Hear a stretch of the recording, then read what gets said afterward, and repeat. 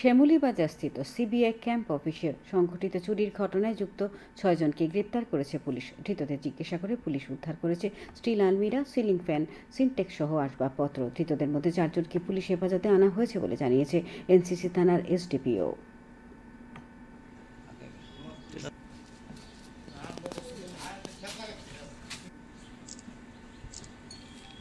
উনি তদন্তে নেমে 12 তারিখে আমরা 6 জনকে অ্যারেস্ট করতে সক্ষম হই এবং ওই 6 জনের জিজ্ঞাসাবাদে আমরা চুরি যাওয়া সমগ্র স্টিল আলমিরা, উডেন ডোর অ্যান্ড উইন্ডো কিছু এবং কিছু চেয়ার আমরা উদ্ধার করেছিলাম এবং পরবর্তী সময় তাদেরকে কোর্টে পাঠিয়ে ওদেরকে মধ্যে 4 জনকে আমরা রিমান্ড আনি।